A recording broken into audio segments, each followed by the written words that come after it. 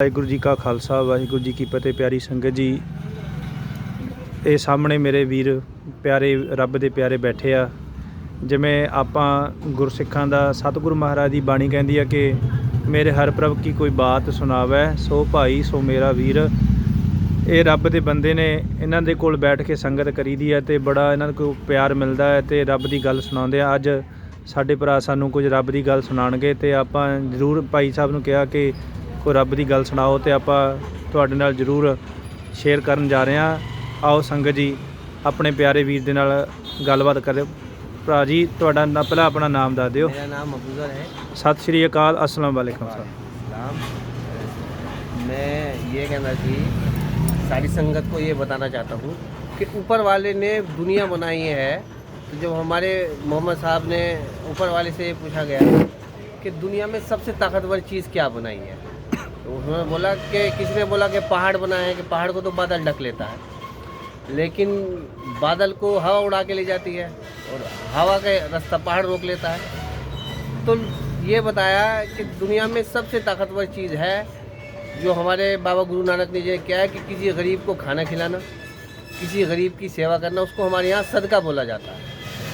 इसीलिए जैसे घर में हमारे यहाँ मुसलमानों के यहाँ एक गुल्लक रखी जाती है, आसपास अपने सबसे बड़ा सदका जो दिया जाता है वो किसी यतीम को दिया जाता है। जी। यतीम उसको बोलते हैं जिसका बाप गुजर गया हो जी। मिस्कीन उसको बोलते हैं जिसकी माँ भी चली गई जी जी।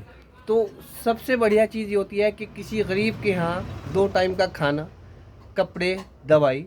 तो अगर हम ये चाहते हैं कि हमारे घर में सुख शांति, बलाएं, बुरी आफतें, बड़ी परेशानियाँ, जाके हम हम जब भी घर से कभी घर से निकलते हैं सफ़र में, हमारे पास कोई मुश्किल परेशानी ना आए, हमारे साथ कोई अनहोनी ना हो, कोई एक्सीडेंट ना हो, तो उसके लिए सबसे पहले ये किया जाता है कोई 10 रुपये, 20, 50, 100 रुपये एक गल्ला बनाया होता है, गुल्लक बनाई हुई होती है, उसके अंदर डाल दिया जाता है।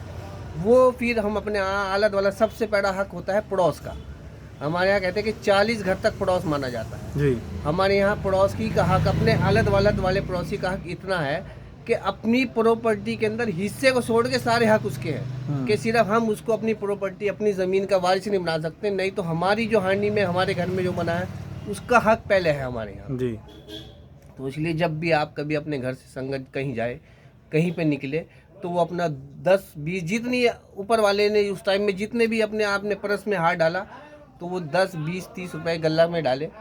वो फिर अपने आलत वालत देखे, अपने आसपास घर में देखे, अपने पिंड में देखे कि कौन यतीम है, कौन गरीब बच्चा हमारे है। भी हमारे दसवंध बोलते हैं, हमारे भी ऐसे बोलते हैं कि अपनी कमाई का 10वां हिस्सा ना जो वो तो अपनी कमाई का 10वां हिस्सा वो तो देना ही देना है। ये तो हम जो वो तो हमेशा जितना हमने सेविंग किया है वो होता है। ये तो होता है जब हम अब अपने घर से निकल के कहीं जाए और शाम को हम कुशल अपने घर वापस आ जाए।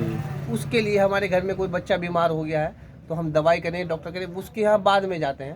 पहले 10-20 रुपये उसका नाम का सदका कि ऊपर वाले हम इस गरीब आदमी के लिए, ये गरीब अपने हमारे पड़ोस में खाना भेज रहे हैं, 2 फुलके डाल करके भेज रहे हैं, सब्जी भेज रहे हैं या कुछ पैसे दे रहे हैं। उससे ये होता है कि वो सदका निकल गया, अब फिर दवाई करेंगे। अब परमात्मा उस दवाई, उस जो हमने निकाला उसकी वजह से उस दवाई के अंदर भी ऐसी ताकत देगा कि वो दवाई हमारे बच्चों को ठीक कर देगी। हम घर सुबह को जब निकल के जा रहे हैं तो हम घर शाम को सकुशल वापस आ जाएं, तो ये उस चीज़ की गारंटी होती है कि हम सही तरीके से वापस आ जाएंगे, हमारे साथ कोई अनहोनी नहीं होगी।